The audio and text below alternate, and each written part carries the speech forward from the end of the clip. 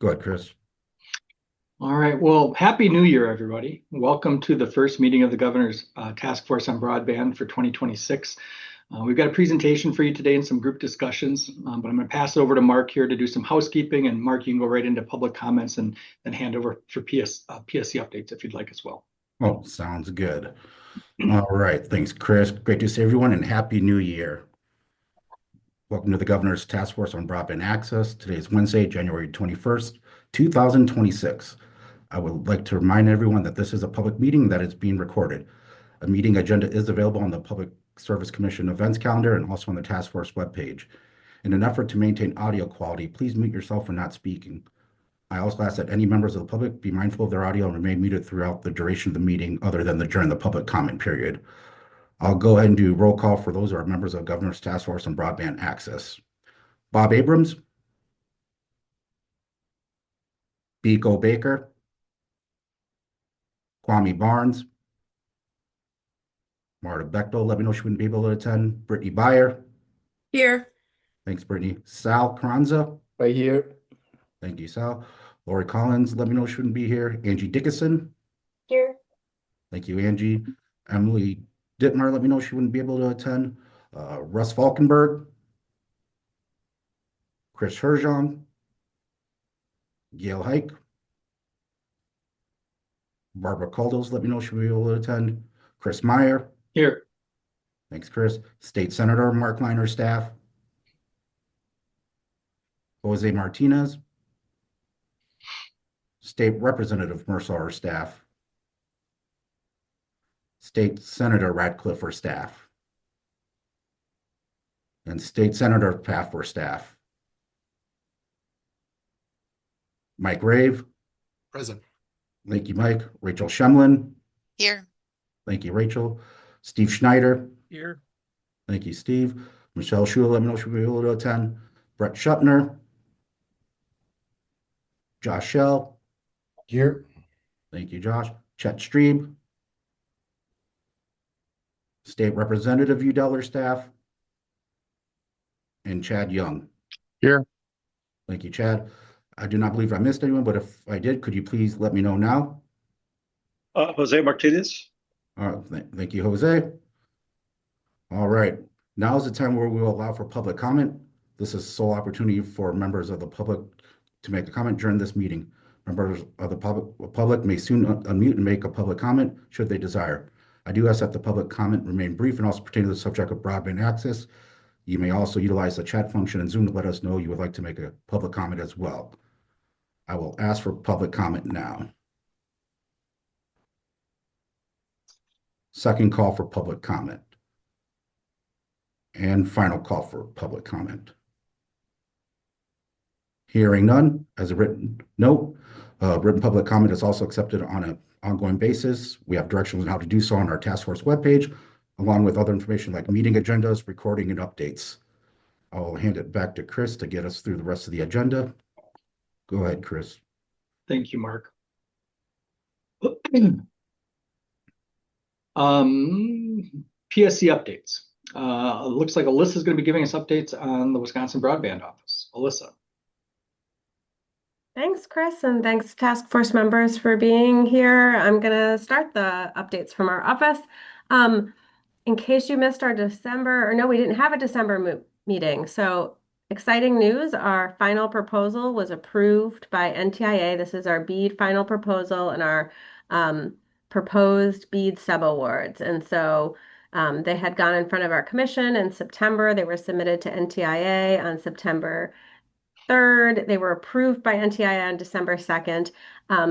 You may have heard there's now this other agency within the Federal Department of Commerce called NIST, National Institute of Standards and Technology. We're working to get sort of the final approval of our funding and the actual what's called notice of award. It is largely I don't want to say bureaucracy, but it's largely just a review of our budget. So it's mostly just something that takes time, and we have to answer some additional questions about things like indirect cost rates and how we figured out how much postage we need for our program. So we're pretty confident and certain that we'll be getting our final approval and actual notice of BEAD award in the coming days or weeks. Can go to the next slide. Just a few things, because we like to keep the task force abreast of what is happening with the BEAD program.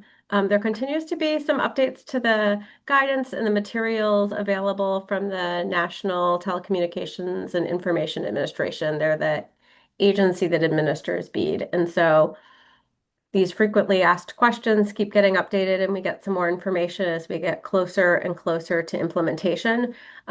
One of the big things that was just released last week, and that is the updated BEAD terms and conditions. And those are the terms and conditions that the state of Wisconsin, as the sort of entity that's getting the money, has to follow, and then that the sub-grantees that we award, there's a lot of terms in there. And so there are a number of new terms and conditions that have been updated since sort of before when people were applying.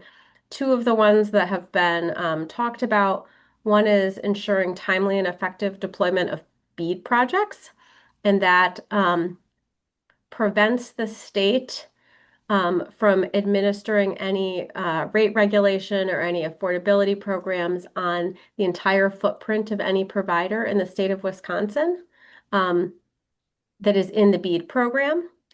And then the protecting the BEAD program from defaults is basically requiring providers that accept the BEAD awards need to not accept any future federal Universal Service Fund money. So they need to sign a certification that this is kind of the money they need to finish the network to serve those locations, and they won't seek future federal funding for those locations. So what is our office working on now as far as kind of next steps? We're doing all of our sort of pre-permitting and getting our program recipients ready for NEPA.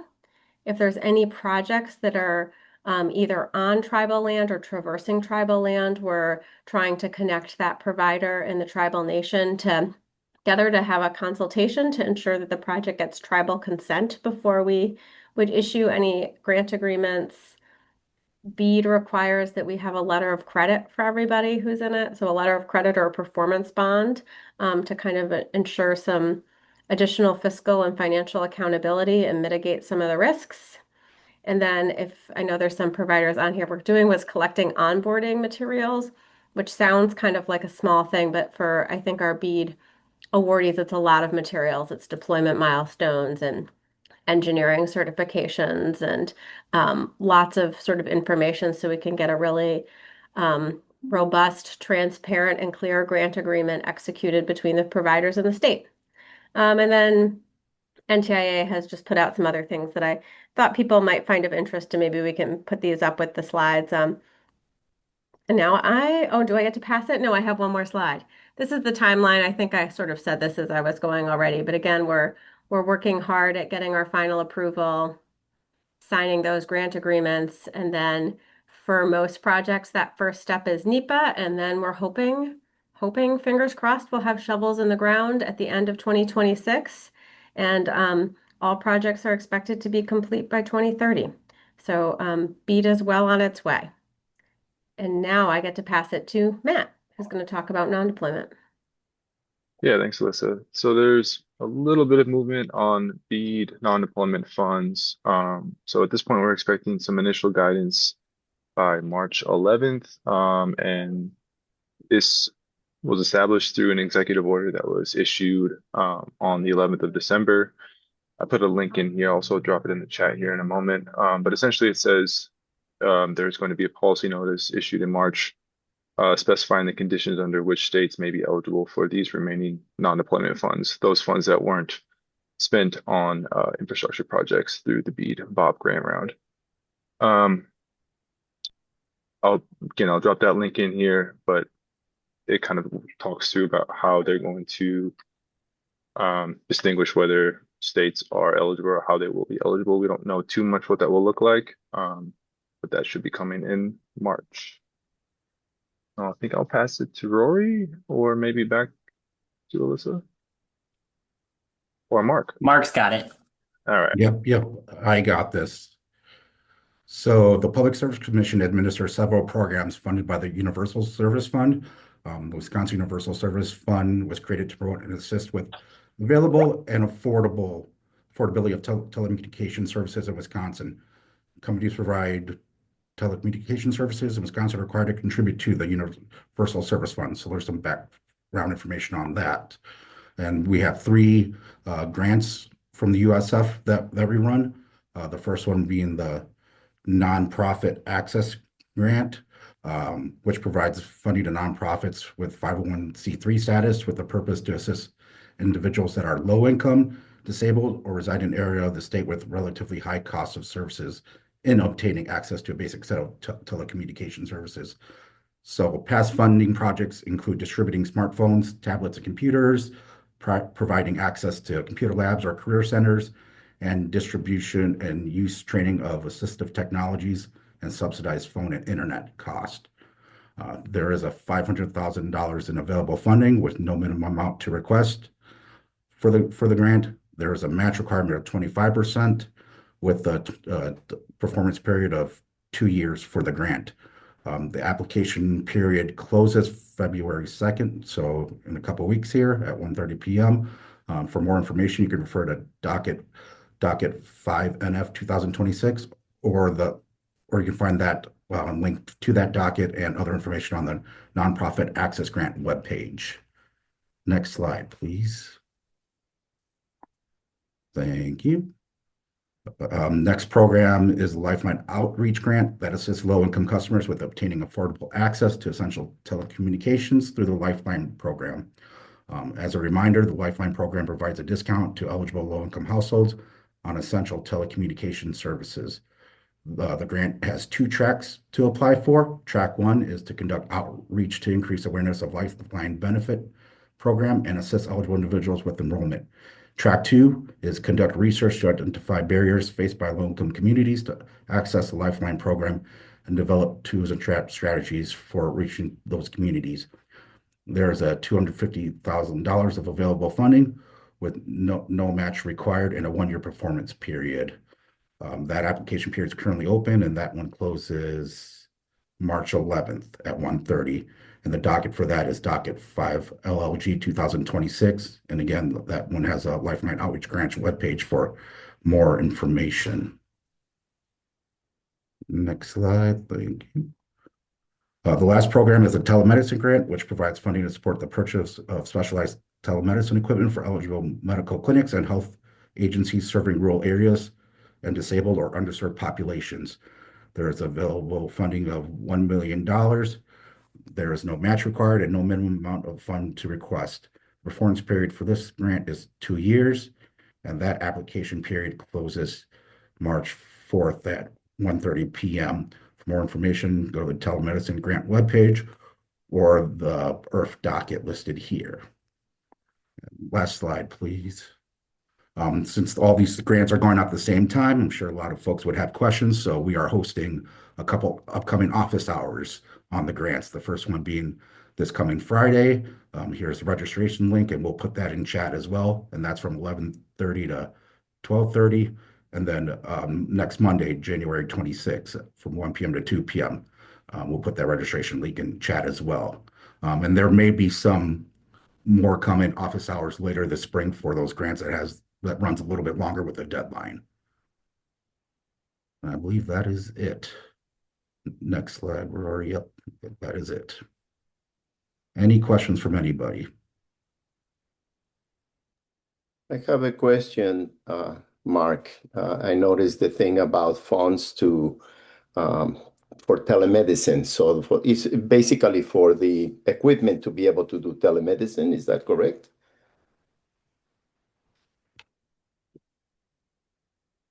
Can you hear me? Yeah. Yeah. Yes, correct. Okay. I have a question. For a lot of people on Medicare, Medicare has changed the rules about who can do telemedicine. Remember, I think that is a concern, even if they have the equipment, only for mental health purposes or services. They won't be able to use Medicare payments anymore. And that's a concern that we might want to keep in mind. If there's a way that can be, we can help people that might otherwise not be able to continue having telemedicine services, and they are on Medicare. Okay, it's just something that I know because know people in my family that are using those services. It's a valid concern. Thanks for bringing it up, Sal, because I think most people know I came from Marshfield Clinic where I led telehealth. And since the pandemic, where it really shined, it has all but disappeared. And at one time, that was the largest rural telehealth program in the country. And so payers are pulling back on that, and especially the federal government. It's too bad, but it is. Mental health is where it still shines. Or cash for service. If you're willing to pay cash. Cash for service, which a lot of people do not have the cash. Yeah. So, and especially in rural areas, even if we implement broadband, they won't be able to utilize the service if they have to pay for it. And they might not have the ability to pay for it. And then they don't have access to medical advice or medical care through the telehealth format because of the cost, which used to be subsidized in the past. Yep, thanks for bringing that up. Yep, because again, mental health services are something that the grant can be used for. So thanks for bringing that up.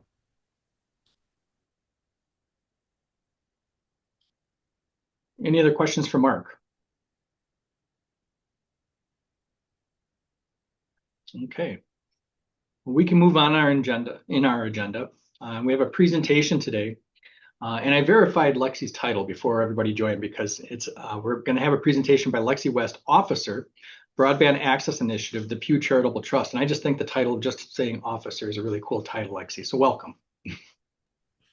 Thank you so much. I clarified to Chris, but I'm a research officer internally, officially an officer, but I agree. I'm happy for researchers to sound cool. So thank you. Thanks so much to Alyssa for inviting me to share Pew's work on broadband workforce. My name is Lexi West, as Chris said, and I'm an officer on the team here at Pew. We're headquartered in Philadelphia, but most of us work out of DC, including me. My colleague Colby Humphrey is with me, and Jake Barn might be joining us at some point as well.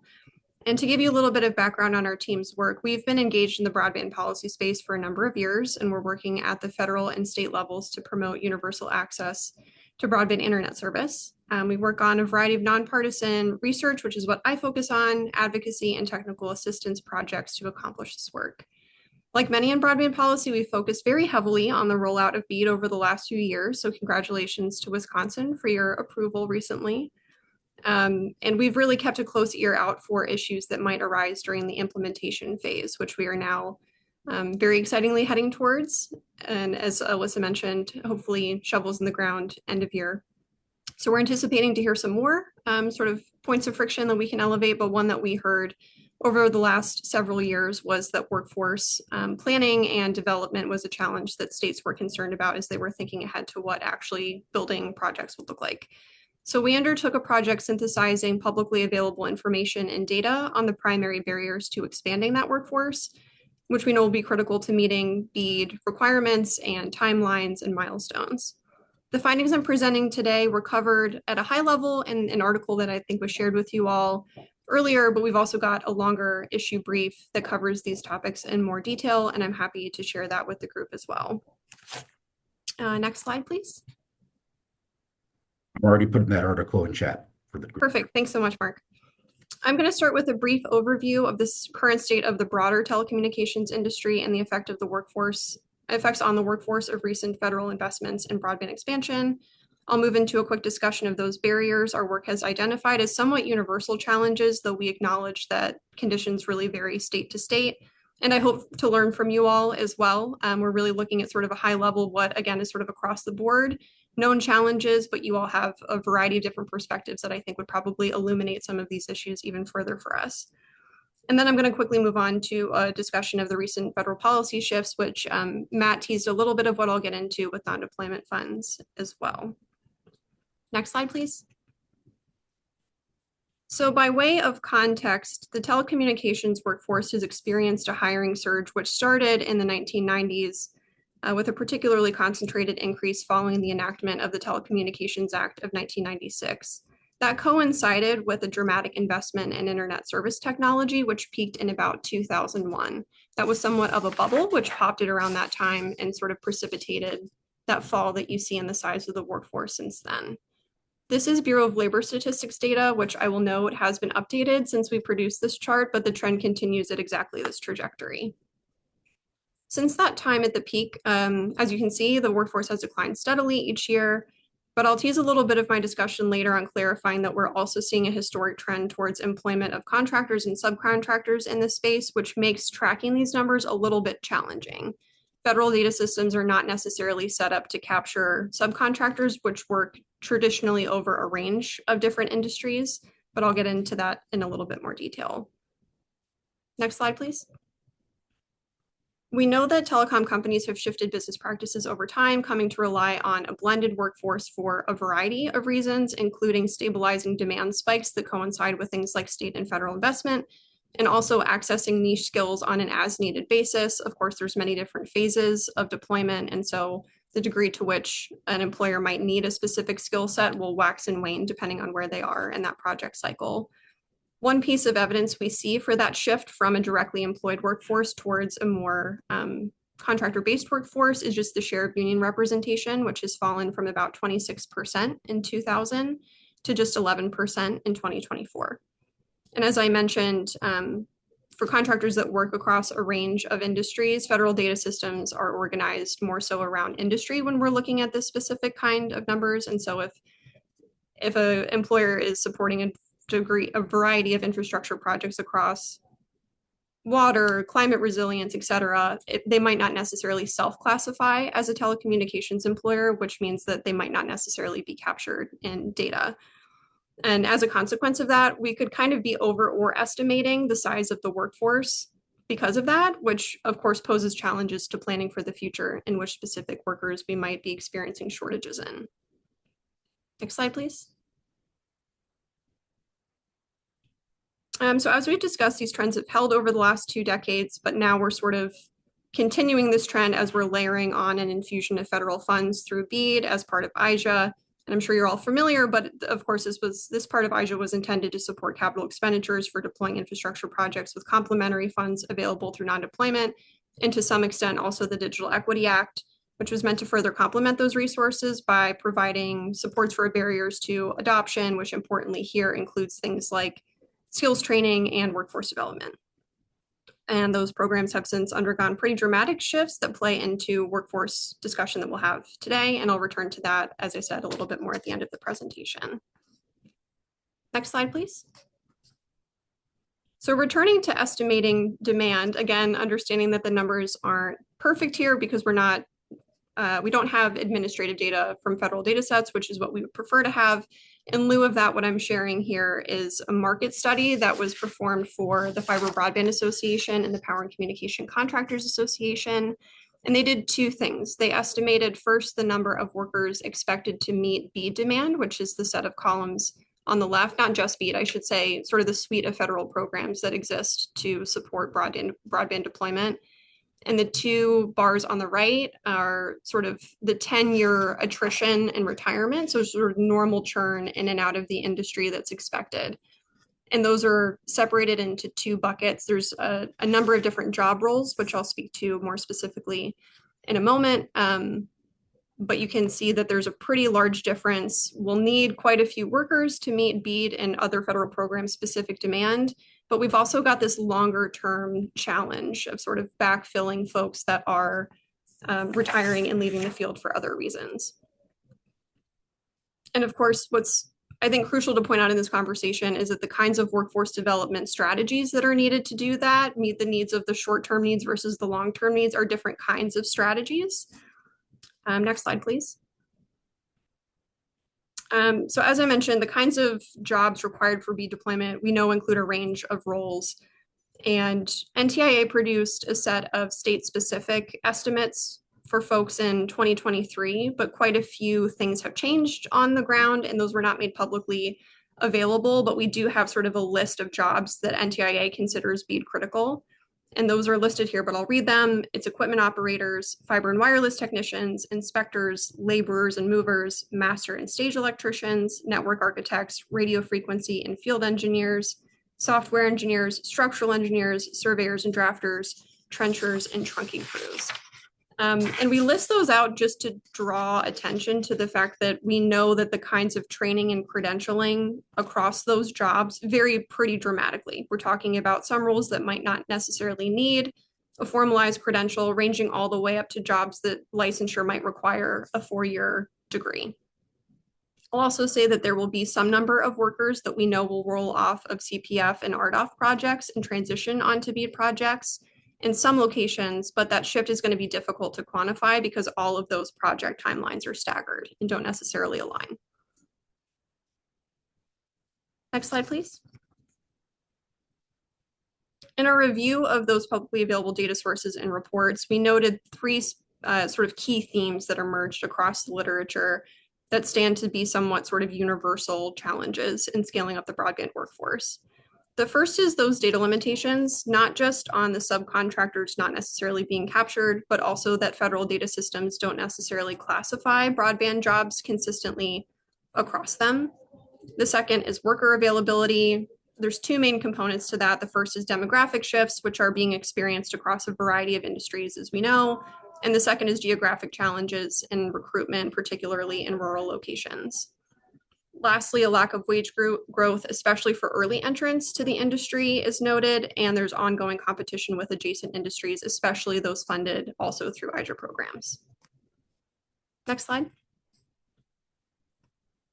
Just to dig in a little bit more on those data limitations, I'll reiterate here that it's just very difficult to capture detailed information, and so these estimates are always going to be somewhat in flux.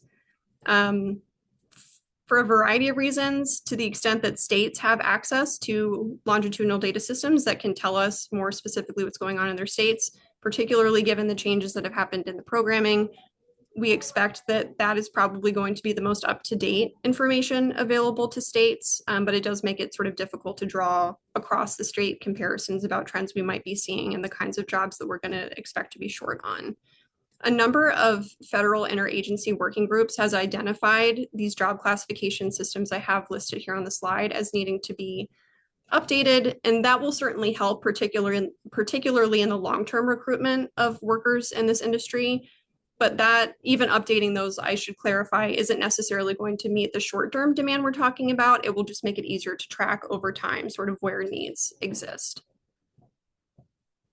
And I should also note here that my colleague Colby Humphrey wrote an entire paper on data limitations in the broadband policy space. So if that sort of broader topic is interesting to you, I'm also happy to share that as well.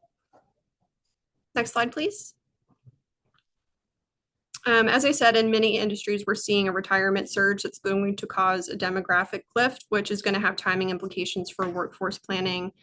And as we know, that sort of standing up a job training program for broadband, a variety of broadband roles, takes months to years to establish a new program, refine it, sort of develop curricula, educate, and then graduate students. So this sort of timing overlap with the demographic shift is especially important because we know that hands-on learning is particularly relevant in technician roles in this space. And those really require things like apprenticeships where we're transferring knowledge from more experienced workers to folks who are newer to the space. So sort of that needing more workers at the same time as folks are retiring at a higher rate is going to pose a challenge for things like apprenticeships that we know are proven models to getting folks not only employed, but sort of staying in the field over time.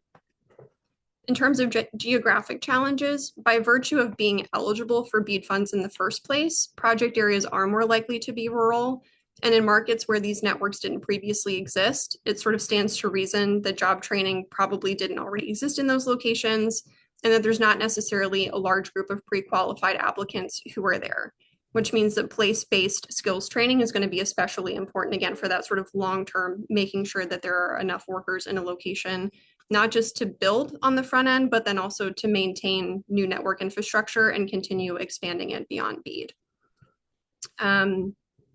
There's a GAO report that includes some stakeholder interviews that found that a pretty small share of workers in this field travel great distances to travel to job sites. Here we've listed it's between 10 and 20%, which is quite low for sort of, again, making sure that the place-based training is happening and not necessarily assuming that there's going to be a lot of folks who are ready and able to travel large distances to meet project demands. Next slide, please. To dig more into that demographic shift I was talking about, these are estimates from an Economic Policy Institute paper that created 4 cohorts over time, starting in the 1970s and continuing through the 2010s.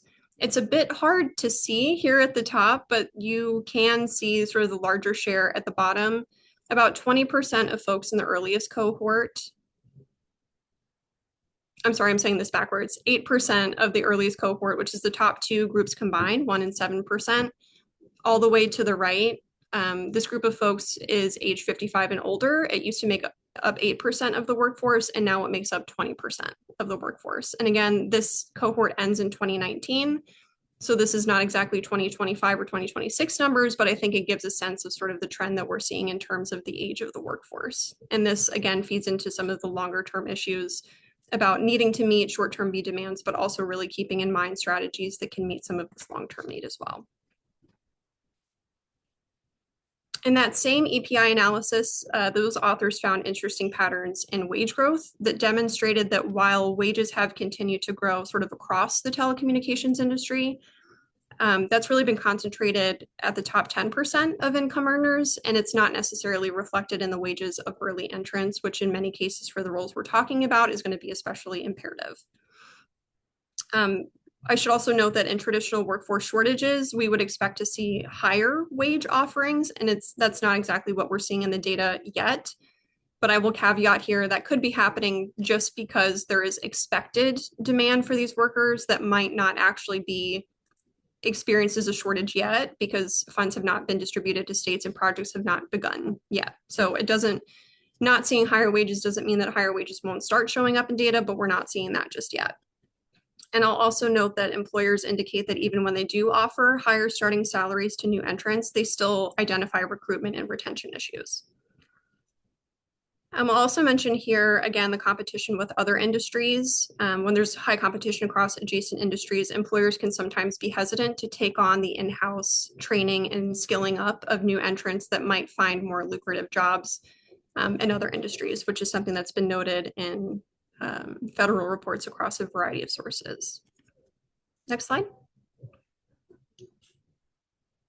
Now to return to some of the changes that Matt has already talked a little bit about. Most of these changes happened after we drafted this analysis, but I think they're sort of related findings and more questions to keep in mind than things that we have clear answers for. But after we drafted this analysis, primarily the sort of indefinite pause on non-deployment funds and ending of that Digital Equity Act funding that I spoke about pose real challenges to states in their ability to identify and address workforce shortages. I know Wisconsin felt that acutely, already having some programming in place that was stopped. And so deployment funds were also available for workforce, but that was sort of a complicated use case that we're not aware of many states using. And not only sort of the rescission of non-deployment funds, but the June 6th restructuring policy notice from last year also represented a timeline shift for many states. A few states had already received approval of their final proposals, but many were not yet at that stage. As a consequence, workforce planning timelines have just shifted for folks. In some cases, they might need workers faster than they expected, and others, they might have more time than they expected to get folks in the field. And as a consequence of the benefit of the bargain round specifically, awards are now going to go to a different population of internet service providers than the original rounds anticipated, with some shift in technology representation. So for workforce planning, we know that that could further complicate figuring out which kinds of workers you might need, when, and at what time. And we've heard anecdotally that ISPs have really struggled to plan staffing around these changes because they have continued to roll out over the course of the last several years. And so in some cases, training that was put into place in graduating students, they haven't necessarily been able to match those graduates up with jobs because, again, the funds are not necessarily available and projects haven't begun in many places. And we understand that further guidance on non-deployment funds is forthcoming. As Matt said, I'm expecting to hear that on March 11th. But again, it just might mean that some states have less time to prepare. And now that those funds are not available sort of preemptively in the way that they were under the original design, thinking through how project timelines are going to align with the training timelines for the kinds of workers ISPs needs is going to be really important. Next slide. Here I've included two sets of data points. The ones on the left are barriers related to workforce training identified in either state's original BEAD and DEA plans. And on the right, the strategies that states expected to put into place to address those needs prior to the recent round of policy changes. And as I said, most of these initiatives have ended, and we at Pew will be turning to an analysis of what states are implementing outside of the BEAD program at the state legislation level and other grant programming. So be on the lookout for more from us there later this year. Next slide, please. So just to give a quick recap of what I think are sort of the high level findings of our work, really differentiating the short versus long-term BEAD needs that we are seeing. While the telecommunications workforce faces long-term shortages due to those demographic shifts, BEAD and other federal programming is really layering on pressure in some places and for some jobs to speed up replacing those workers. Effects of shifting guidance are pretty significant. And we know that sort of rapidly scaling workers to meet BEAD timelines is going to be really important. There are a couple of sort of anecdotal examples of faster strategies that states can take, but again, we'll be doing a more thorough analysis of what's being enacted through legislatures here shortly. And then I think really relying on what states indicated were needs in their plans prior to these shifts, states were identifying key barriers and planning to address them, and they're going to persist sort of beyond what happens with non-deployment funding. Almost all states indicated that they had workforce challenges in this area, but not all states expected to have non-deployment funding under the original guidance. That might shift given that more funding could be available in most places, but we sort of need to see what allowable uses look like in March. And then again, sort of places where states and industry can step in to either speed up or repurpose available resources that might not necessarily be broadband specific now, but could be repurposed to meet those needs would be especially interesting. And that's all I have for you. I think we have some time for questions. What questions do we have for Lexi?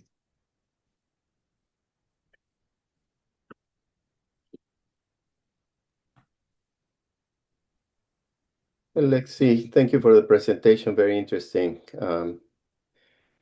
In particular, the change on policy of not being able to use funds to be able to train people. And I was wondering, in our broadband discussions over the past 3 years or 4 years, we had talked about what can we do in policy making. And one of the things that you mentioned is that states and industry will need probably to step in to cover the non-discretionary funds that we could use in the past for BEAD, training. And in Wisconsin, as we all know, we have a very large, fund available. So policy trying to work with our legislature and our governor to try to get some of those funds to support training might be very important. That might be a strategy that the broadband, Chris, might want to propose. How can we advocate for the state to step in and provide funds to be able to implement BEAD programs properly? That's just something that I think it would be very important. Thank you, Sal. Other questions for Lexi? You did a really good job, Lexi. Well, I mostly just posed a lot of challenges, so I'm confident there's more questions. I have more questions. Any final questions for Lexi? Lexi, thank you for this wonderful presentation. One of the questions come to mind. I know that there was this inception of funding because of ARPA and such. And you noted that there continues to be over the years perhaps a demand for a very skillful workforce. Do you foresee that the need is still not meeting what currently exists out in the market in terms of this retiring workforce that needs to be replaced by someone? Because, I mean, you presented very interesting data in terms of the workforce requirement. But then on the flip side, it's the funding aspects, all right? Funding for that the broadband or Wi-Fi at rural communities, and that's been one of the pushes, not only here in Wisconsin but in other states. Wisconsin has done very extremely well. But does the data show that perhaps it will plateau in terms of the need for workforce, or there's still, based on your data, it still shows, irregardless of whether there is the continued funding, whether it be federal or state, in this case state board now, will there still be a demand or a need for this workforce, skillful workforce, because of the fact that folks may be retiring and it needs to be replaced by someone? Yeah, that's a good question. And it's one that we've wrestled with internally as well. It's pretty clear that there's going to be the demand is going to be there for the workers, at least for BEAD. Again, that's going to vary across jobs. And I really just want to reinforce the data point from the sort of two sets of bars. The technician roles, it's pretty clear that things like a fiber technician, for example, would be needed to support a broadband project. But the variety of other support roles that are really focused on construction, trucking crews, movers, day laborers, et cetera, those are sort of short across the board, across industries. And we know that they're going to be really pivotal at different parts of a project timeline. So we see a lot of programs. The Fiber Broadband Association has stood up a pretty popular and widespread credential called Optic Path that's being adopted across lots of community colleges and other career and technical education providers. But that's just one sort of technician role, right? So that sort of long laundry list of roles to consider. To your point, I think thinking about how to make those sustainable careers over time for folks to remain in the industry, especially for the jobs that are pretty specialized and highly skilled, is something that folks have been talking a lot about in this space. Sort of how do you equip folks with the skills they need to get a job now when they're going to be available, when BEAD funded projects exist, but then also after they've wrapped as well. I think there's two components to this. We know that states are going to continue maintenance and expansion work beyond just sort of the initial build outs. But secondarily, we've also heard from a couple of places. Maine is a good example of this. Their community college system, instead of standing up a new broadband technician program, they added some classes to an existing electrician technician program, so that now that person is sort of co-certified in broadband jobs and electrician jobs. So that's sort of an idea of like a way that you can think about place-based training over time that might prevent against what I think you're pointing to. And is definitely a valid concern that, yes, sort of meeting demand now is great, but also thinking long-term to make sure that folks have the mobility and the skills that are transferable to other industries is going to be really important too. And the National Skills Coalition does a lot of work on sort of laying out why skills-based training is especially important.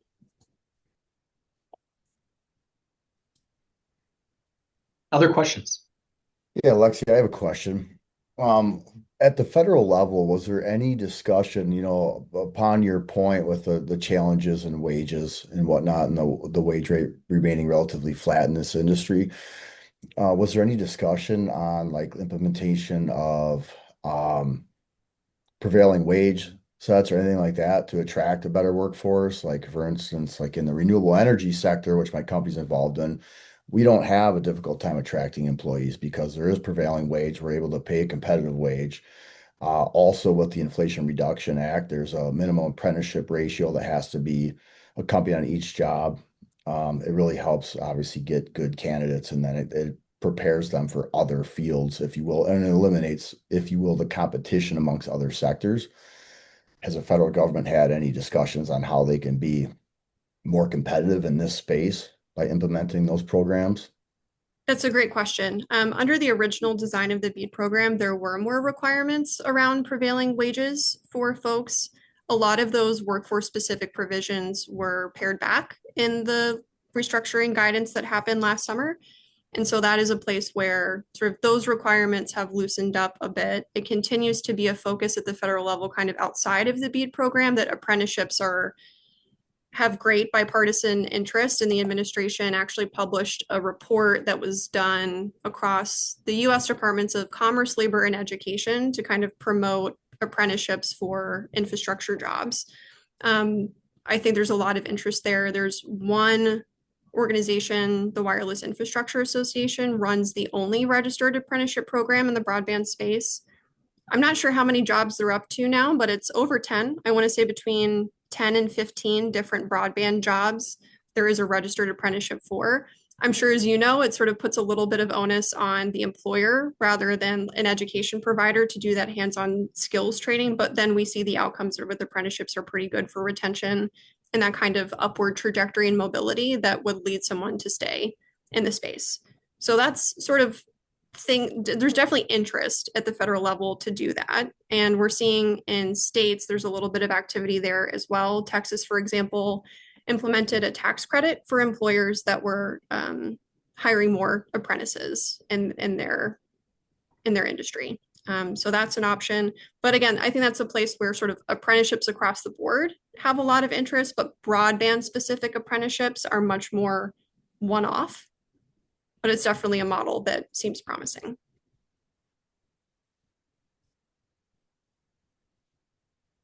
Lexi was right. We had more questions. I'm sure there's more. Any other questions for Lexi? While they're thinking, I just want to say that we also have Kobe Humphrey from PU on the call if he wants to make any comments at all. No, Lexi's covered all the workforce comments, but happy to help answer any questions if I can. I believe Jake snuck on here too, but yes, yep. If there are no other questions, thank you for the presentation. I think that the article that you had Mark share with us too, I think is one for us to pay attention to because it seems like we're on a very innovative, forward-thinking task force that's not very old, but when we started our conversations, AI wasn't part of those conversations back in early 2022. And now it's not just a bullet point for the need for broadband. It's kind of replacing some of those other bullet points, like we mentioned telehealth before. A lot of things moving to AI space for that sort of thing. So it might be worth having that conversation at a future meeting about what is driving broadband adoption now. It's probably more AI than, it's certainly more than it was in 2022. Thank you, Lexi and Colby, and I forget, was the other person James? Jake. Jake. Thank you, guys. Thank you, Jake. Thanks for having us. Thank you. All right.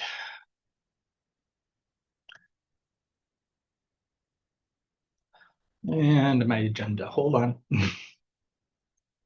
I was cleaning up my open files while we were chatting and closed the wrong one. Next is going to be our group session, correct?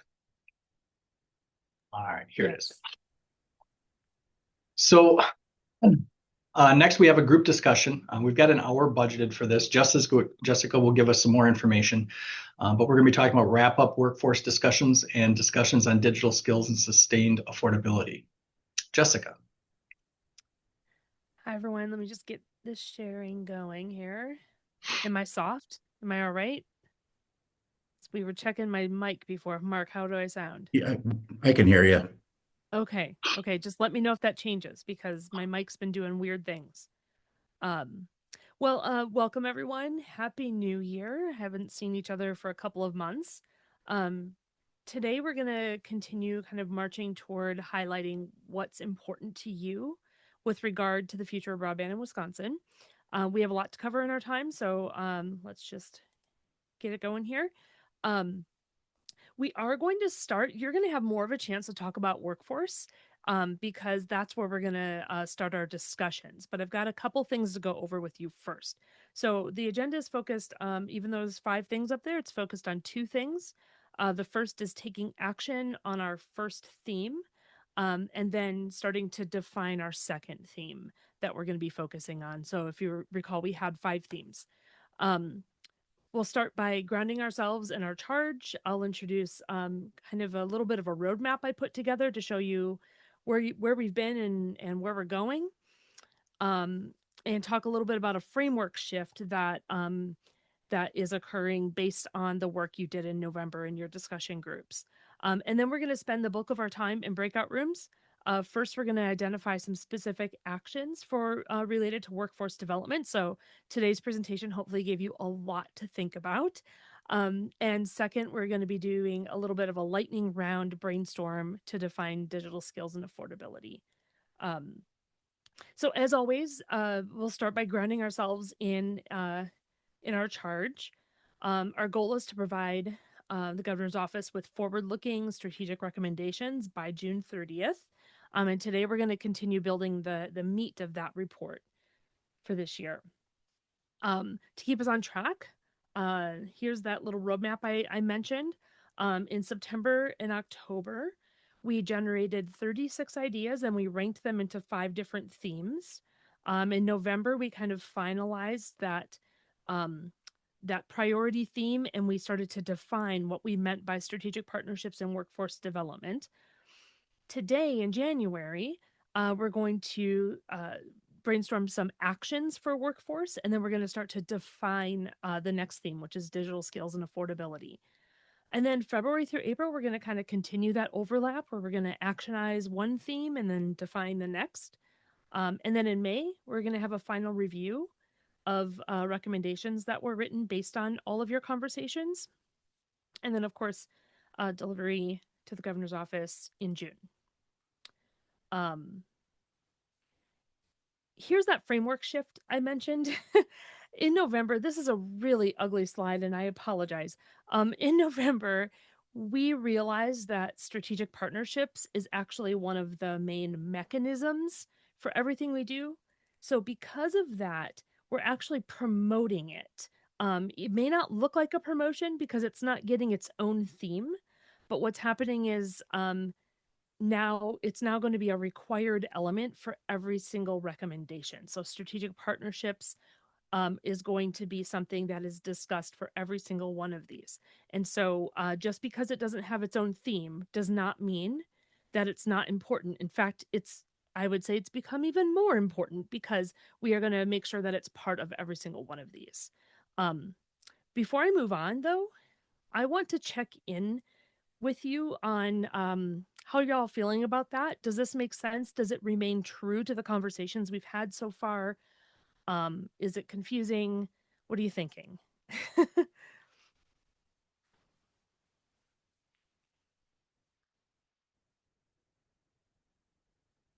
If you're on camera, you can also give a thumbs up.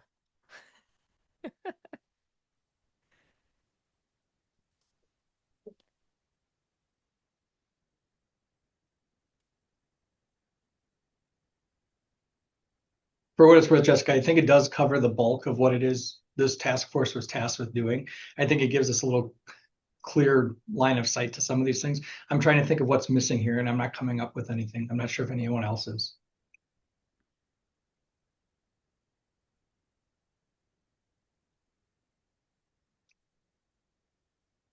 And that's good. I just want to make sure because strategic partnerships was a really important conversation that was had in September and October. And I wanted you all, if that was, it is really important to everyone, but if that was especially important to you, I wanted to be super clear that we're not getting rid of it, that we're actually making it more important by making a point to address it in every single one of these. So you'll have more opportunity to noodle on that as we go along. But I don't see any unmuting. I don't see any frowns or big old thumbs down. So Jessica, I can just add this to give you more confidence, maybe. We just redid a strategic plan at my employer. We had strategic partnerships as one of our high level objectives, our strategic plan. We made the same decision that is really a tactic to achieving something, not a strategy in and of itself. So I think this is consistent with that, and I would agree with it. Yeah. Brittany? I think it's also important, we just heard from the Pew workforce related funds for BEAD are uncertain. Affordability is a point that has shifted inside of BEAD. These are things that state legislature members can really move on and support us, and we can help create programs in other ways through relationships to address those needs. So I think again, that tactical use of strategic partnerships, especially at the state level, to make sure that these state and federal programs do reach their fullest capacity is important and it's really important that the governor and the legislature understand the importance. Great, thank you. Any other comments?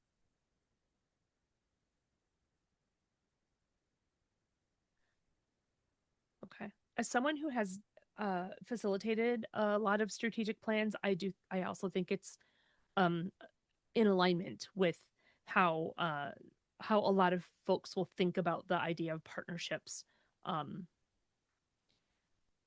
So that allows us then to focus on workforce development as our actual first theme. So we actually already worked on the definition a bit, and based on your discussion notes from November, we've drafted this two-part definition for what now, like I said, is our first theme. In the discussions back in November, some of you were focused on the building and the maintaining side, so that those folks who build and maintain the infrastructure. And then others were focused on kind of the broader view of workforce, how broadband supports farmers, tradespeople, manufacturing, future careers. And so this definition is essentially two definitions in one, but it captures both of those ideas. And I wanted to check in with you on this as well. Does this feel true to the conversations you've been having? Do you have some initial reactions, additions, subtractions, changes you'd like to request? And I'll open the floor.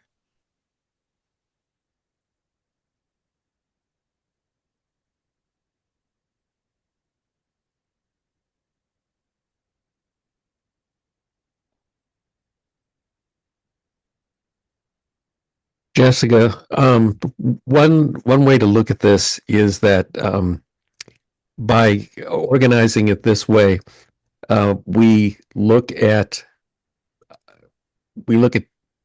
the two tactics, and I'm complimenting you. I'm saying that we have both the development of the pipeline, which is creating the pathway, and second, applications, which I think goes along with the bigger topic, making sure that we actually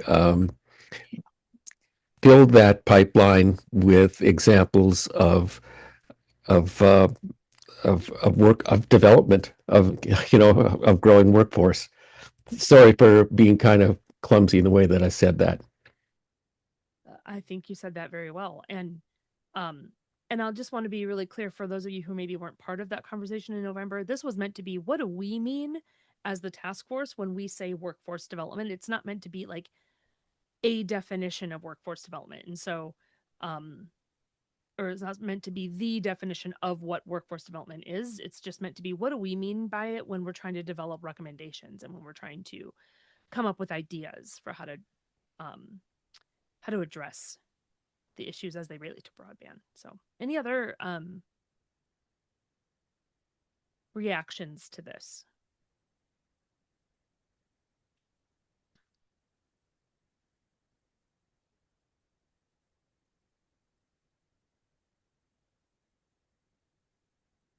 I hate to say that silence feels like everything's going okay. Again, you're going to have, this isn't the final time we're talking about this, but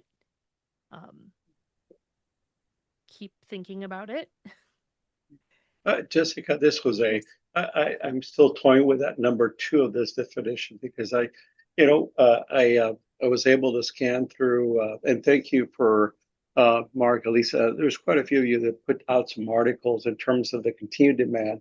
So it's like, holy cow, I got some catch up reading to do. And so then in looking at this in terms of the workforce and the broader workforce and its necessity for this to continue to support BEAD. And I think there was mention about, there's the ever involvement in terms of the skilled workforce. I get number 1. I don't get number 2. And the reason is because I'm thinking is the workforce that we're targeting are those folks within the field, right? And there is a slew of various different skilled labor workforce. Is number 2 more intended to say, well, if the need drops off for this type of a skilled labor workforce, an excavator, for instance, then there are other jobs where this person could be moved into. Is that the intent for that number two when the definition was being made? That is a really excellent question. My sense from look, there wasn't a ton of conversation Sure. on number two. There was more conversation on number one for sure. Uh-huh.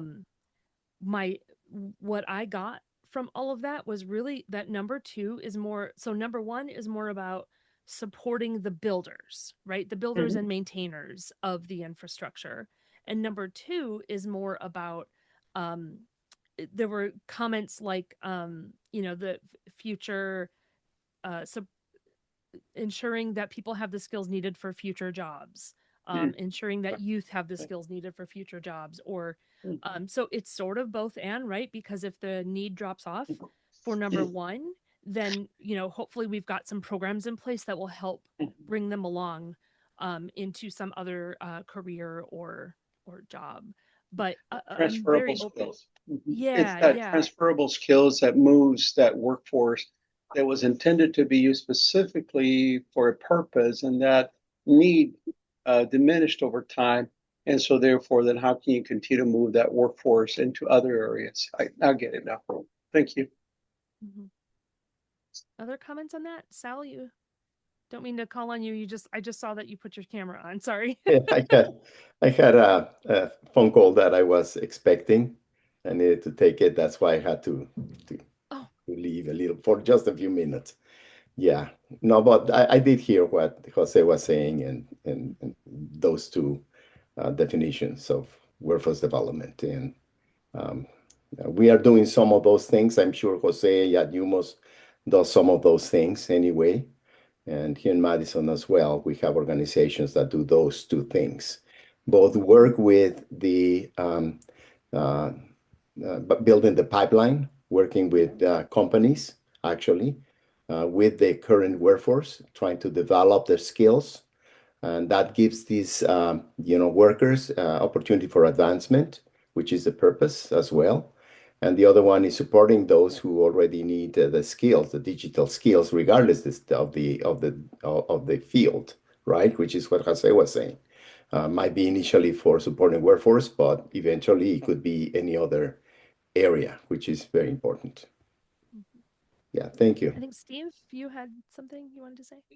Yeah, I'm 100% in agreement with one and two, and sometimes I'm accused of scope creep, but the one thing that I'm not sure if it fits because of our mission here or not, but I find that, with our own workforce, affordable housing is sometimes an issue when we attract people from other areas, and you know, crime is a factor, and work-life balance and recreational facilities can be a real positive.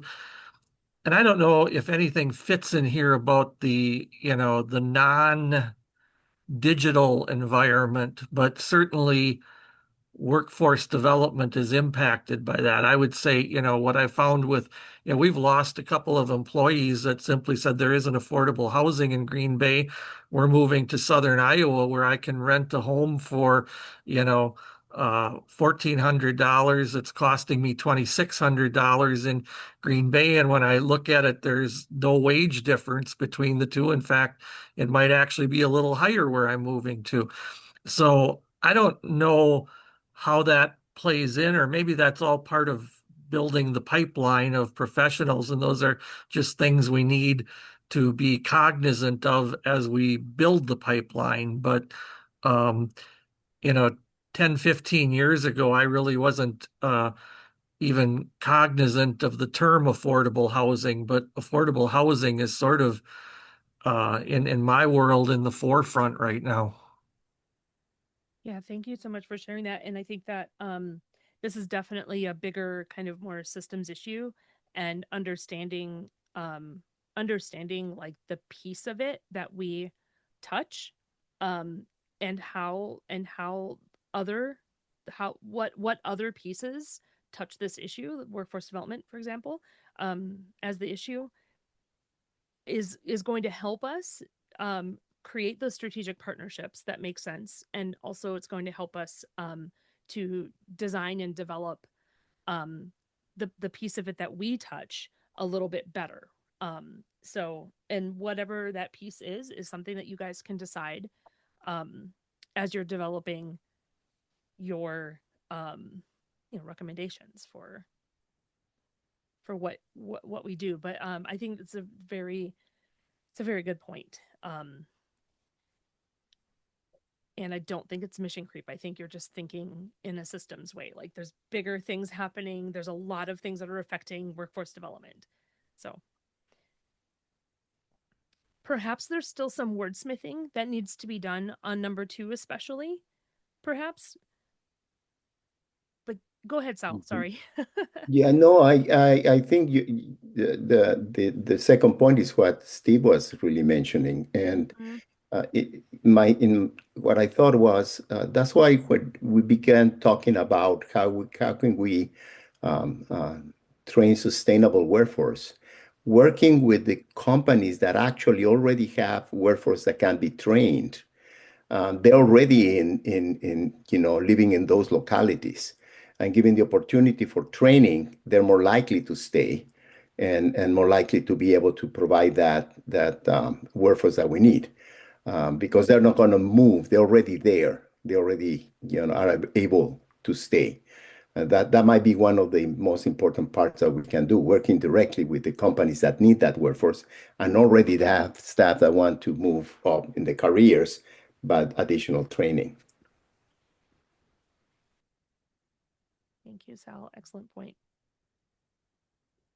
Okay. Do we feel okay about moving on? Yeah. Okay.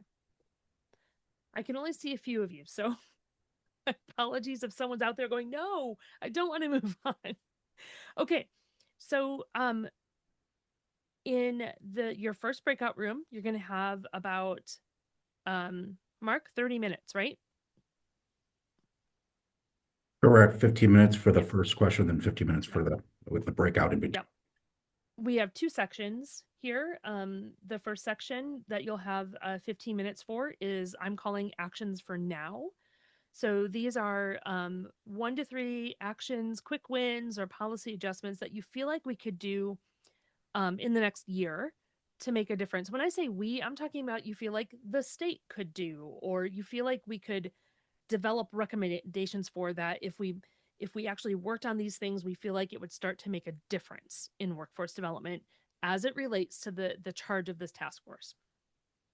And then for each one of those actions, I want you to identify at least one partner that needs to be involved in order to make that action work. Right? This is that part where we're kind of promoting that idea of strategic partnerships. Quote unquote, the state can't do it alone. And so we need to figure out what partners need to be involved to make that particular action work. There's 2 tables in this section, and I'm only asking for at least one action and some related partners to be identified. I'm only asking for 1 per table.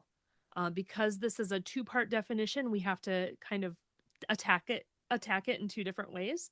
And then we have the second part of the conversation. We have developing kind of a future headline and actions around that. So this is where you're imagining it's the future at some point in the future.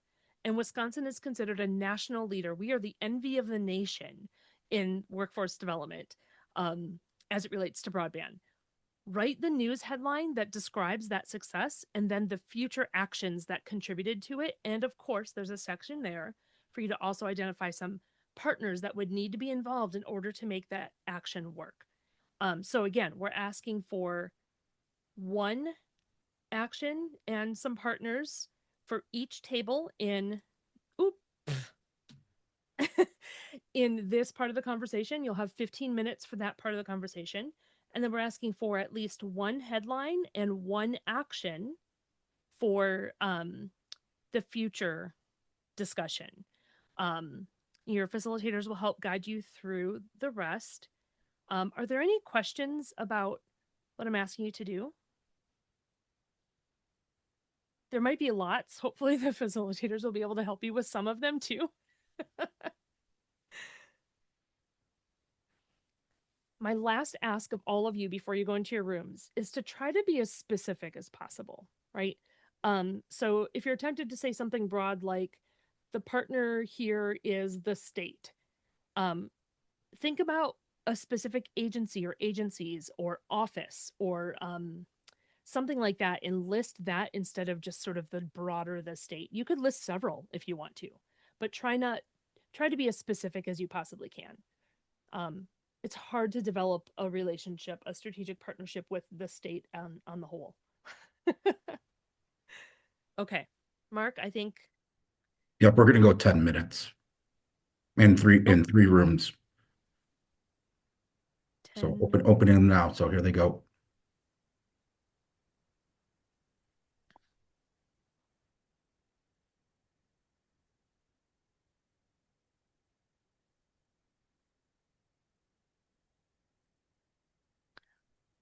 Okay, I see. For this first. For the first part of the conversation, it'll be 10 minutes for them to do the first two tables. Okay. Got it.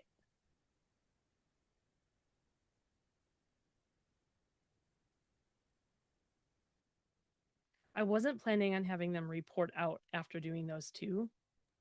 So we'll just bring them back and then we'll send them back in. They could report out. Oh, okay. Yeah. Well, no, I wasn't planning an additional report. So I'll have we'll do Yep, 3 gotcha. report outs. Yep. Okay. Yep, we're good. We're good. I just want to leave enough time for the secondary discussion after this one. But we'll be fine. We're good. Okay.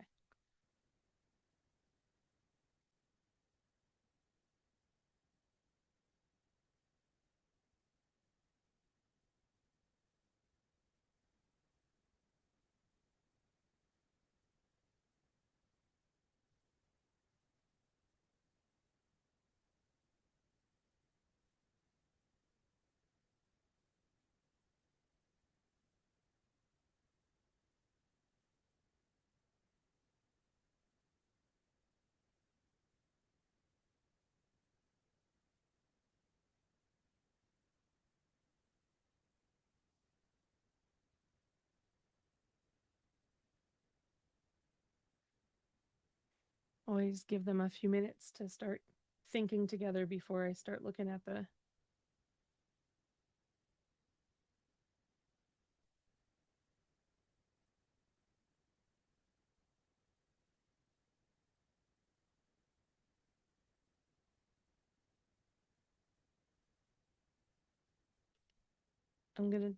oh no, I'd have to change it for all of them. Never mind.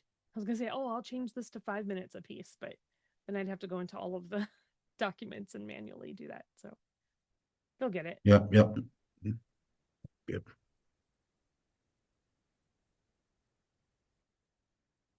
And we have room 1, 2, and 3, right?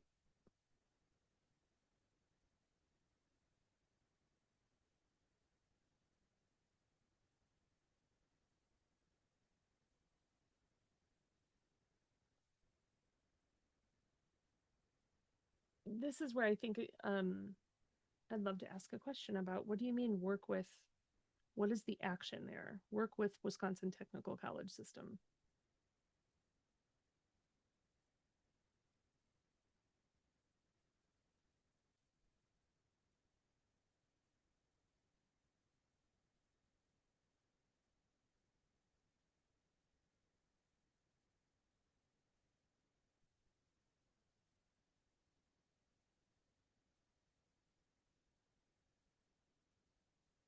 Look at it, bridge program, replace safety net for federal funds in workforce development.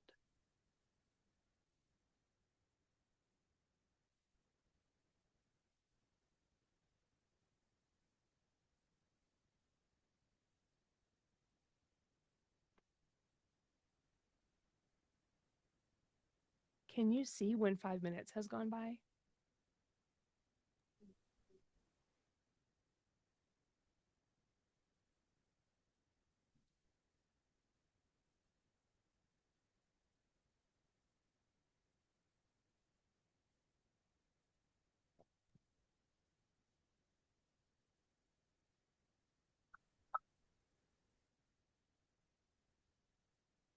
All right, while they get going on their conversation, I will just quickly go over more specifically some of the items of Executive Order 80. And this is really the reason that the task force is getting together to begin with. So some of the things that they are responsible for are researching and recommending forward-looking broadband policies and initiatives that address state broadband goals and needs, promoting efficient strategic expansion of the broadband facilities and adoption across the state, exploring and developing solutions in collaboration with key broadband stakeholders and experts, and identifying and preparing technical or white papers on priority issues, and reporting to the governor and legislature annually. And right now they're working hard on that report in their breakout rooms. I'll go back. Let's see how it's going here.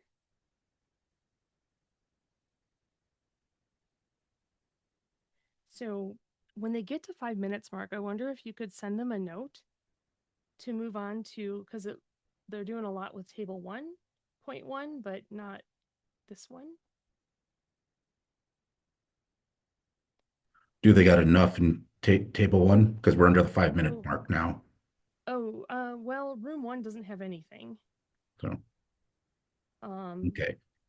But room 3 has 1, so that's enough. Mm-hmm. And room 2 has many. That's fine, because then we if they can move on to 1.2, that would be great. And honestly, it's always a suggestion. They can talk about whatever they would like to talk about, whatever's the most important to them right now.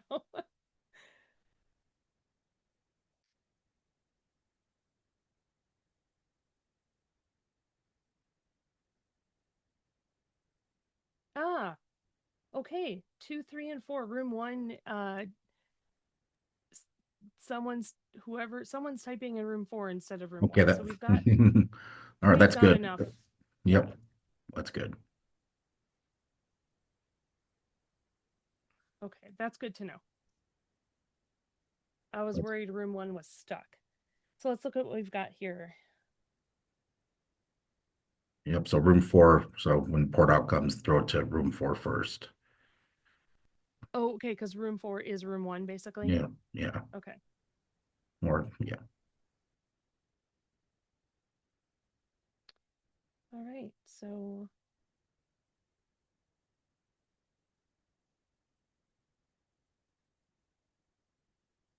it looks like room 2 is moving on to the next part. Policy review between DPI, UW, and DWD. Understand gap analysis in terms of transitioning students to apprenticeships. Get funding.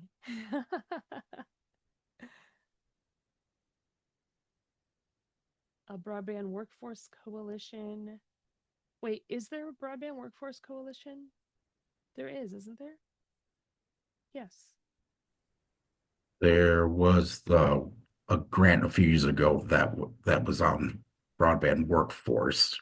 Group is called Big Step that ran that. There was the workforce and AI task force that presented last year that was separate from that. Yep. I thought there was like a privately run one by That's probably the Big Step one they're referring to, which I'm guessing. Okay. And they're the ones that were the participant in the PSC BEAD workforce planning grant.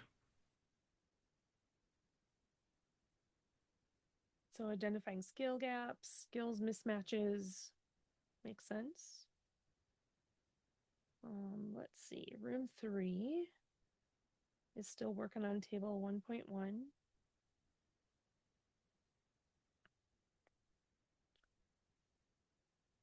And room 4 is also still working on table 1.1.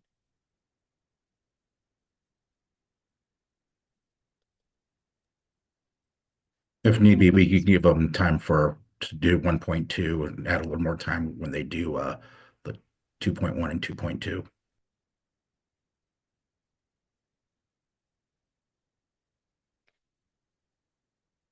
Yeah, I'm not sure. I mean, we could just have them not report out for this to give them a little bit more time to talk Yep, about. sounds good. Yep, but once they come out, we can just throw them back in for and Yeah. they can go on to 2.1 and 2.2. Yeah. Sounds Let me good. just check room 3 here. Goodness, it keeps bringing me to the bottom of the page. Okay, so they're getting going. If they just have one, I think that's good. Yep, here they come.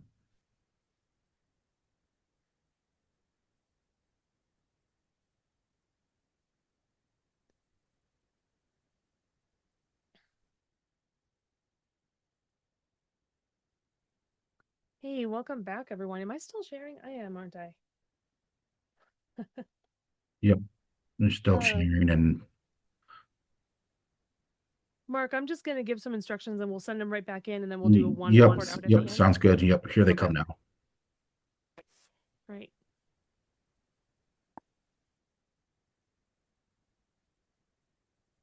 Boy, time flies when we're having fun. It sure does, doesn't it? And we could see you guys were really busy coming up with some specific actions, some specific potential partners to bring in. Nice job. You're going to have a chance. So if you felt like you were cut off in the middle of your conversation, you will have a chance to go back. I'm not going to have you report out right now. We're going to do one report out. I'm going to give you some instructions. We're going to send you back in. If you could start with your headline. And then once you get done with that, if you've got more time, then head back up to maybe an area that you wanted to finish filling in. That would be great. So here we're going to be focusing on, this is going to be sorry, wrong one. Now we're going to go back in and you're going to talk about the future. Imagine it's the future and we're a national leader. Everyone wants to be us.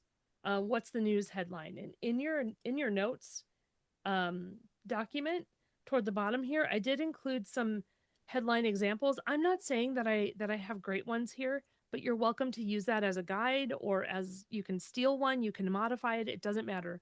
But I have some examples down there. You could choose one of those. You could just write your own as a group.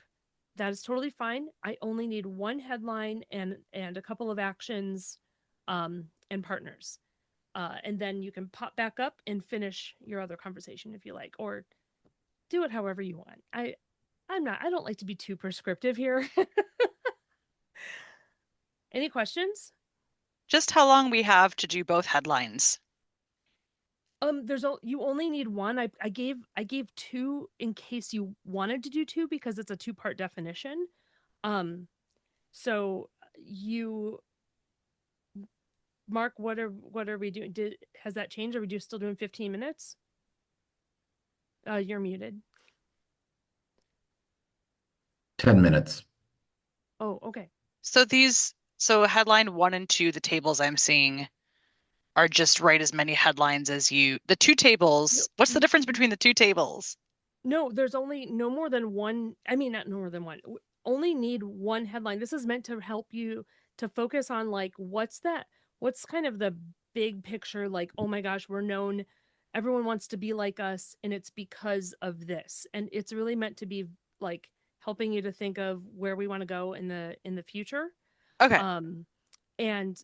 And no, there's no certain time per table. It's we only need one headline, but I gave you room for two. Room for two. Okay, that makes sense. Thank you. Yeah, yeah. All right. All right, thanks. Okay. All right, so I need them now to finish up 2.1, 2.2, and then they can go back to 1.2.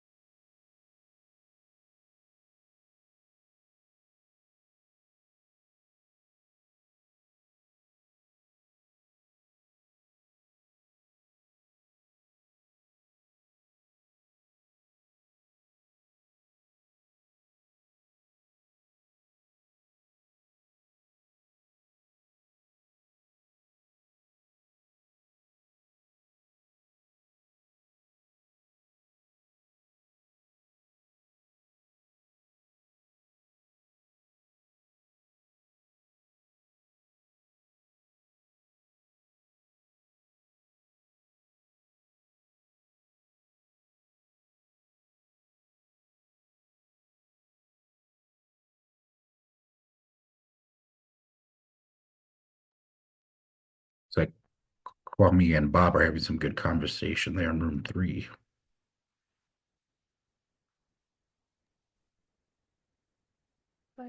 Oh, they're putting the headline in the action. Okay. That's okay. As long as they put an action in too, then that's Yep. fine. Yep. They're not. They're just putting partner.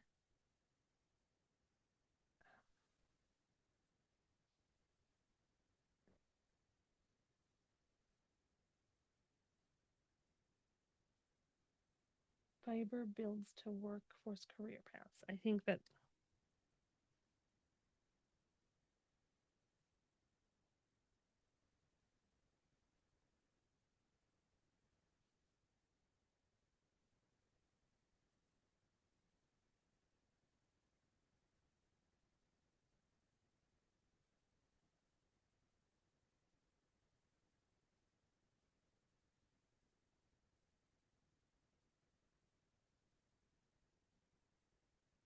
they got it. Okay. Oh, and they're highlighting. Cool. But now do actions.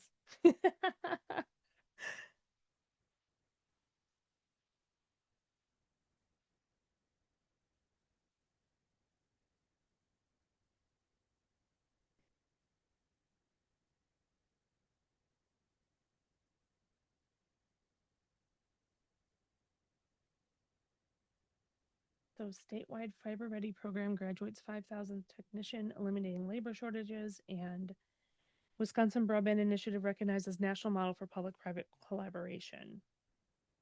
I thought that someone was going to pick that one up and think that was a good goal for us.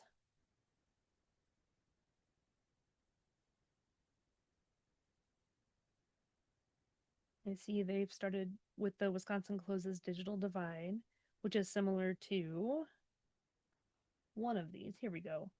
100% high-speed access achieved for rural communities. And now they're adding in an action. So one action that they're saying is we should have some youth apprenticeships, and we should, in order to do that, we need technical college system, UW system, DWD incentivizing statewide employers, DPI, school district, and CSAs. That's a big partnership, but that makes sense for what they're saying.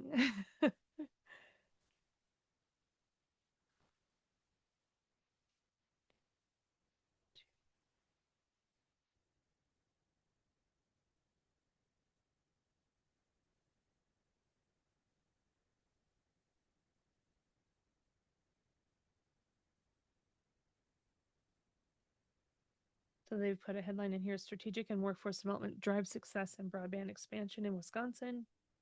But they're still kind of also having conversation down here on the headlines.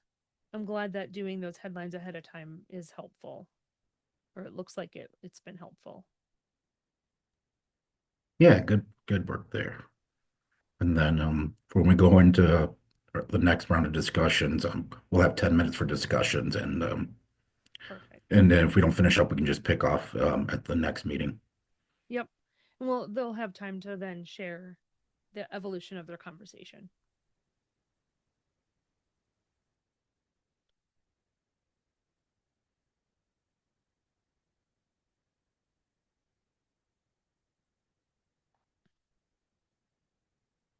Let's see.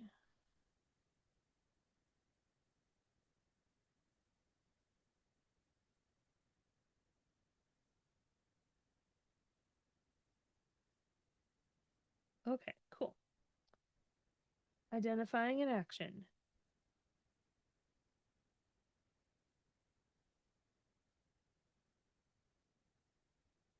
Wonder what happened to the.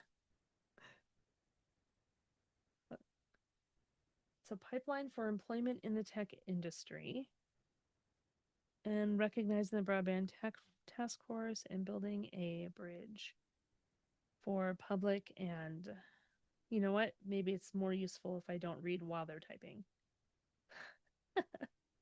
Building a bridge for public and private collaboration. Okay. I'll let them continue thinking on that.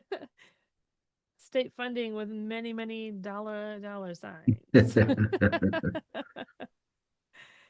Always. Yeah. Yeah, it looks like we've got some maybe some research or, some, I guess, self-assessment to do as a state. Um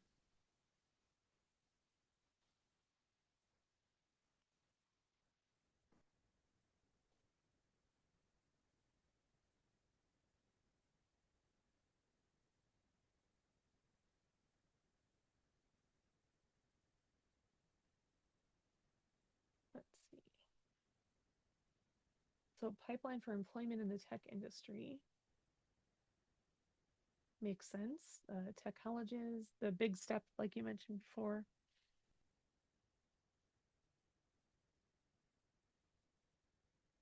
Do you know what WRTP stands for? Acronyms.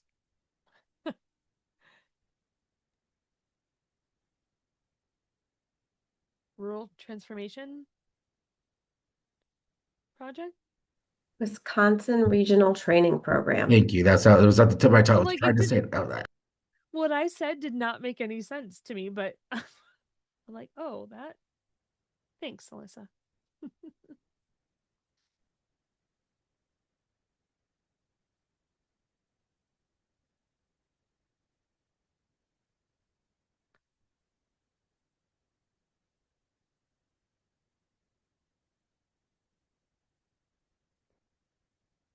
They have a lot of ideas for future actions that could lead us there. So they're saying that in closing the digital divide, that we worked hard to understand skills gaps. We worked hard to understand demographics involved and how to close those gaps. We received state funding and found some ways to offset costs like state grants. So it was a multi-pronged approach that gave us that beautiful headline.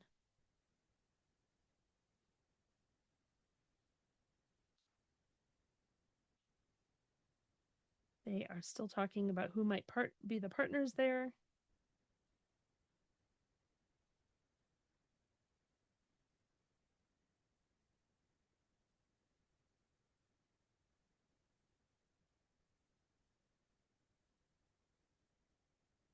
So in this case, with the headline being fiber builds to workforce career paths, how Wisconsin turned broadband expansion into a workforce development win.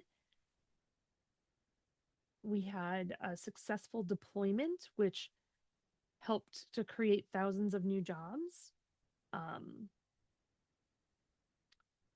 We covered areas of non-deployment BEAD funding as needed. So we had some state budget allocations. I think that that's a common theme across at least a couple of these. We identified and scaled up existing programs to create the pipeline. Oh, and here they are coming back.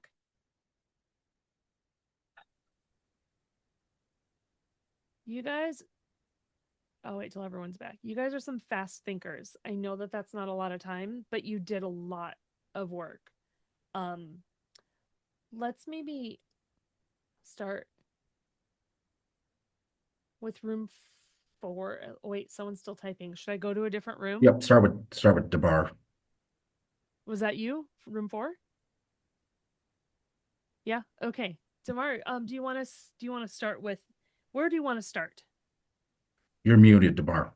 Yes, thank you. Yeah, I'd be happy to start at the top here. So initially identifying actions that we could take now.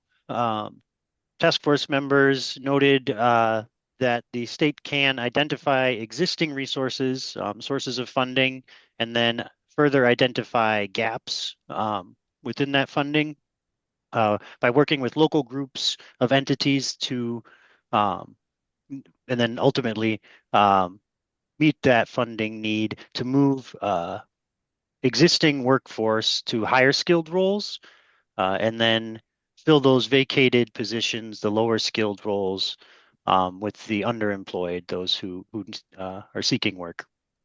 The task force members identified the Department of Workforce Development, noting specifically the Wisconsin Fast Forward Grants Program, local employers and local workforce boards as specific partners with that goal. And then additionally, partnering with labor unions. Labor unions was a group of entities that hadn't been noted, something that I hadn't heard before it was brought up in the discussion. Working very similarly to that first task, identifying that additional partner of labor unions, but specifically making available cross-sector skills training so that folks that are coming into the broadband workforce would be able to take those skills that they gained elsewhere for further employment. And then I think overall, looking for ways to shoulder the cost both between public and private entities, collaborating to find solutions that work with their given resources.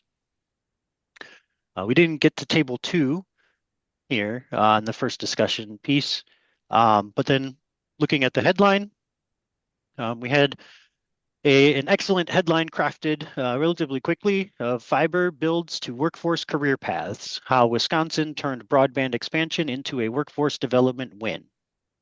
And then noting to make this headline a reality, we would need thousands of new jobs created due to connectivity, which has some implicit points there, including successful deployment and adoption.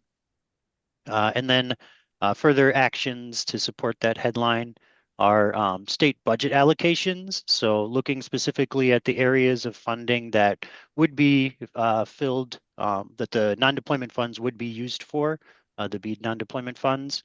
And then, as we are obviously awaiting guidance on that, identifying areas where there would be gaps to fill that. We have some partners listed there. A further action to make the headline a reality is identifying and scaling up existing programs. So it was noted we don't need to recreate the wheel. We don't want to recreate the wheel. And then we had the Career Accelerate Wisconsin as a specific program that was identified as well in discussion, a technical college program. And then that would be facilitated, or it would be put in place with MOUs between the employers and the colleges or the program, those who are running the programs. And then further, we identified ways, what would be needed. We identified that funding sort of at the individual level, the community level, would be needed for folks to obtain those skills and that training. So looking for ways to make that funding available through student aid, federal state assistance, scholarships, the same things that would normally be used for continuing education, ensuring that those funds could be used for this training as well. And it looks like you were still trying to finish. It says colleges and then Wisconsin. What was that? Yes, I was looking for the entity that manages the state scholarships. Higher Educational AIDS Board. Yes, I knew it was AIDS Board. Thank you. Awesome. Can you finish this? Put that in there, Damar? Yeah, I'm going to put that in here. Did anyone have any questions that they had? We don't have a lot of time for questions, but if you had something really burning or some clarification that you needed from this group, now's your time.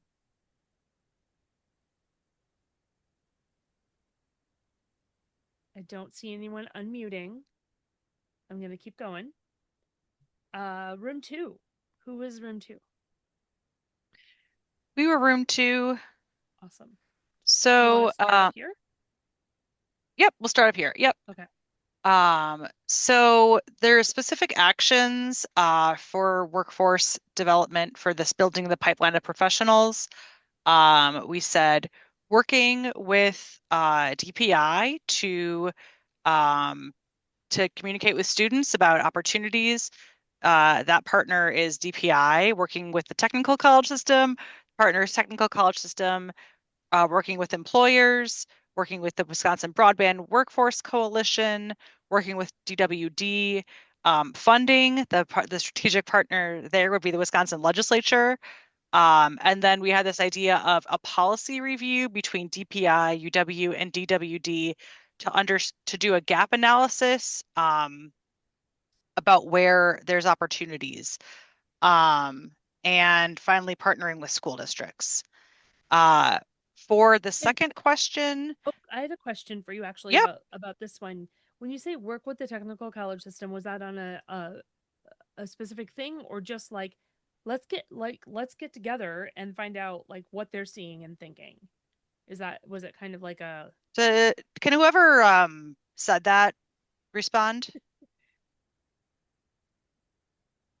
I would just say there's at least one technical college that has a really robust broadband program, and I think there were moves to make it more ubiquitous in the technical college program. So I think just working off of recent history, that's what was intimated.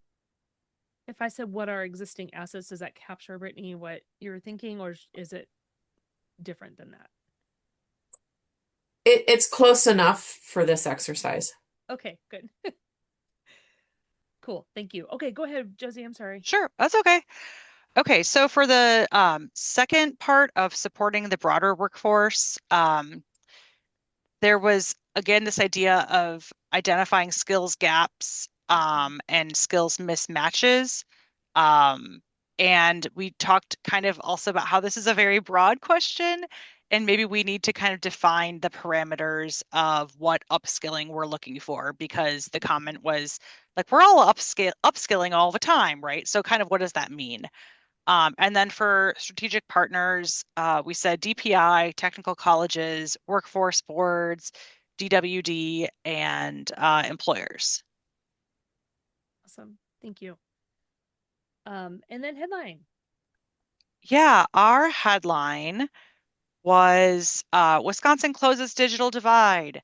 And the actions that contributed to the headline were youth apprenticeships, understanding skills gaps, understanding kind of the demographics involved. And so like, you know, the idea that not everyone in the state has a skills gap, that some people do more than others. Money, we want money, and state grants. And so some of the strategic partners that were mentioned were the tech sector, the UW system, DWD, statewide employers, DPI, the school districts, and the CISAs. So I had one more question. Were these partners meant to be for like all of these are needed for I all think of you could say they were for all of them. Okay. Yeah. And Rachel, you had a question. Well, we also had libraries and Coland for partners, but it didn't make it into the notes. So I Thanks, just Rachel. I wanted to make sure appreciate and mention that. that now. Yeah. Okay. Happy to add it. Do you want me to add it for the thing that goes to, like right here, libraries in Coland? Yeah, Yes. go ahead. Oh my goodness. Okay. Awesome. Any clarifications for this team? But we're just going to skip room 3 for report out and just go into the next one. All right, that sounds good. We do, by the way, Mark and I will while you're in your rooms, we do a little mini report out to everyone on the recordings. So so you're not room 3, you are not forgotten about. Okay. Go ahead, Mark. Yep. So with this one, you might want to just do big one. Well, we can move on to the next question. You're not sharing your screen anymore. This is it's a straight up brainstorm. It's just in your notes. I'll share my screen just so you can see. In your notes, there is you're going to see right this section here. This is the initial definition that we came up with. We just want to round it out a little bit by having you tell us, what do you think of when you see this, when you see digital skills and sustained affordability? What does this mean to you? What comes to mind? Are there specific people, barriers, or skills? It's just a straight up brainstorm. Just throw stuff out there and your facilitators will take the notes. I mean, try to do one at a time so that the facilitators aren't. just with time, Jessica, if you don't mind, if we can just do it as a big group. There's so few in here, so if you don't mind just sharing your screen and type it in there, then we can squeeze it in and pick up at the next meeting. Okay, yeah, let's just. Thanks, facilitators.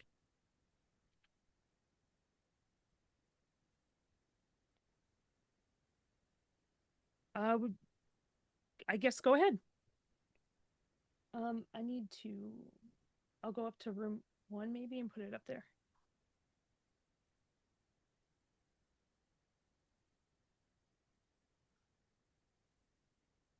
Whoops. So what comes to mind when you see this definition? I guess that there's not much more that's different on that slide, so I'll just leave it up here. Digital navigators. So hold on, I have an injured finger here. Okay, thank you.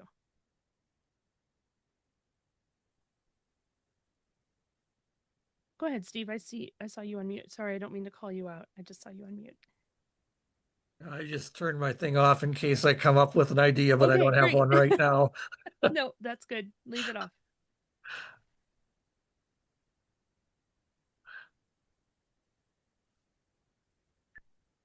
I see state funding or legislators, because if we're going to keep a if we're going to have sustained affordability, I think we need to have this in law. It needs to be a law, or at least some type of funding available.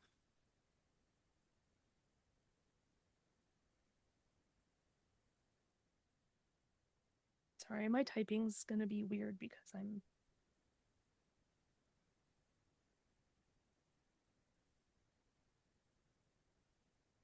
environmental adaptability.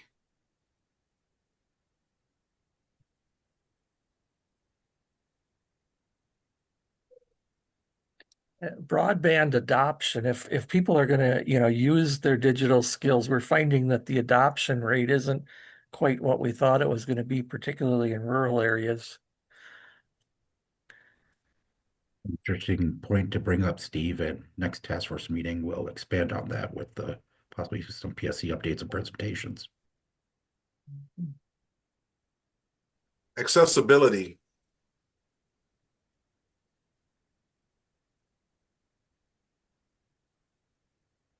And AI training.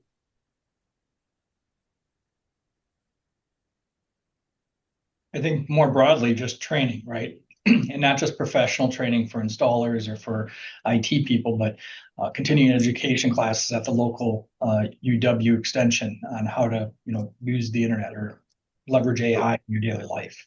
Absolutely. That would be not workforce training, it would be more focused on general population training.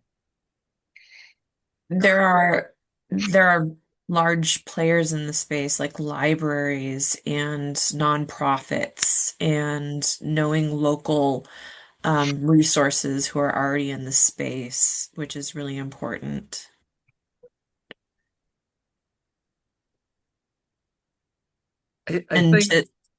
I'm sorry, Steve. I was just going to add on to your point, which was broadband adoption, but broadband affordability is also part of it. If they can't afford it and they don't have the skills, they're not likely to become broadband users. I think affordability of network upgrades impacts sustained affordability. You put the fiber equipment in 2025, and by 2030 it's outdated. And if you're going to maintain the skills and the affordability, there has to be mechanisms for upgrades down the road. Yes, indeed. I agree completely. So we would be referencing in that instance infrastructure capacity planning. Capacity planning, but also, I think as AI continues to develop, the speed demand is going to continue to increase. So today, Gig E seems like a huge pipe.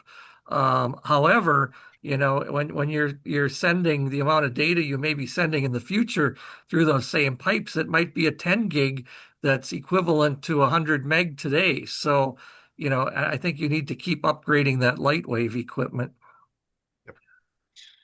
So, and where I reference infrastructure capacity planning and environmental adaptability, those two are held actually synonymous with each other.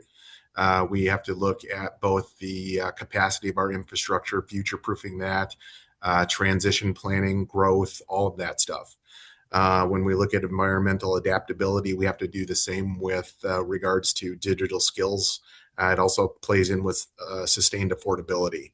We want to make sure that we are not hitting a maturation point to where we are essentially stagnant with regards to digital literacy, with regards to our infrastructure. We need to be able to make sure that we are strategizing our approaches to make sure that we have those changes so that we can maintain an adaptive environment, a growing environment, and a learning environment. Beautiful, Michael. Can you help me capture that? I have infrastructure capacity planning and environmental adaptability.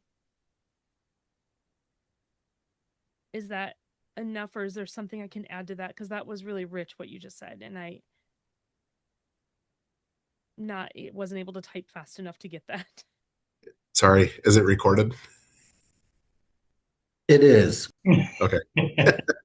We're good. I said a lot. Sorry.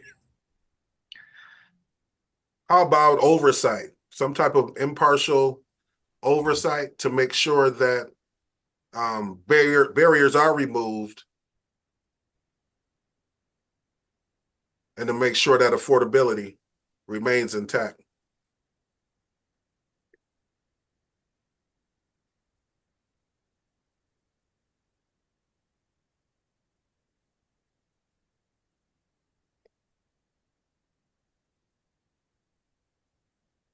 I'm not sure what to say for this one, Jessica, but we heard today about some of the challenges with workforce. Let me pause there. I got to rethink this. I don't know how to articulate what I'm going to say. Sorry. Right, you got 2 minutes to think about it. Well, You can always email me too. So when we look at that oversight, Kwame, you brought up oversight. Great topic. We also have to look at, in line with oversight, we have to look at how we're essentially breaking down those silos of information, silos of data, silos of programmatic oversight. How do we hold all of this to show interdependencies on the different programs at play? Absolutely.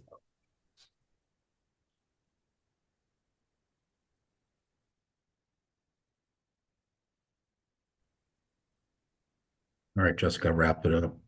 Yep. All right.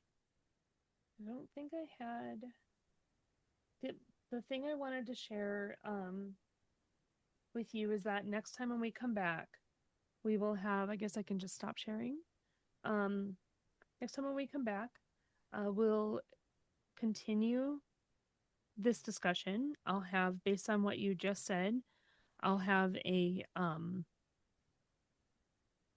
working definition for us to wordsmith a little bit. And then you'll start talking about the actions that you can take. We'll use a similar process to what we had today. And it will be more simple because it is not likely to be a two-part definition. It's likely to be one definition. So it'll be a little bit of a simpler process. And that's how we're going to continue. And then we'll move on to defining the next one, which I think is, let's see. It's going to be either legislative and state funding and policy or future proofing infrastructure and oversight.